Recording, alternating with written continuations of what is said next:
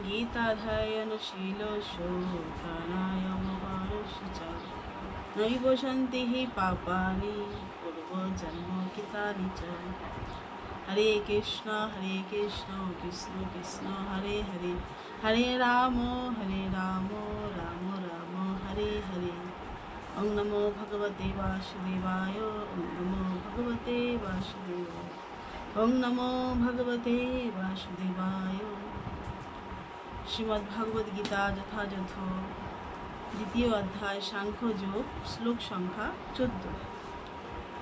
মাত্রা স্পর্শাৎ কন্তেয় শ্রীতোষ্ণ সুখ দুঃখদা আগম অপায়ের অনিত্যাতন্তিতিক্ষ ভারত। এই শ্লোকের অনুবাদ: হে কন্তেয়, ইন্দ্রিয়ের সঙ্গে বিষয়ের সংযোগের ফলে অনিত্য সুখ ও দুঃখের অনুভব হয়। সেগুলি ঠিক যেন শীত ও গ্রীষ্ম ঋতুর গমনাগমনের মতো। হে ভরতকুল প্রদীপ, সেই ইন্দ্রিয়জাত অনুভূতির দ্বারা প্রভাবিত না হয়ে সেগুলি সহ্য করার চেষ্টা করো।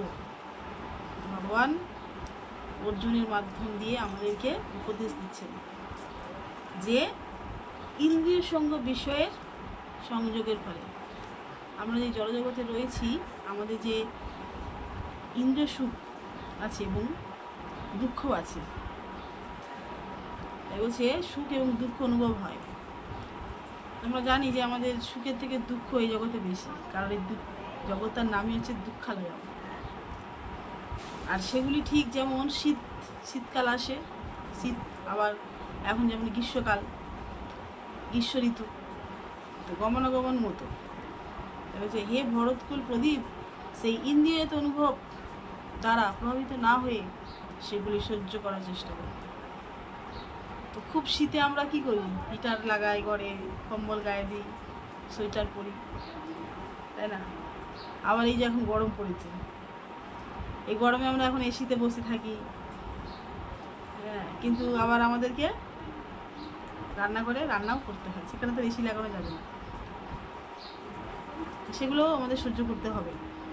গরম, শীত, সব কিছুই আমাদেরকে সহ্য করতে শিখতে হবে।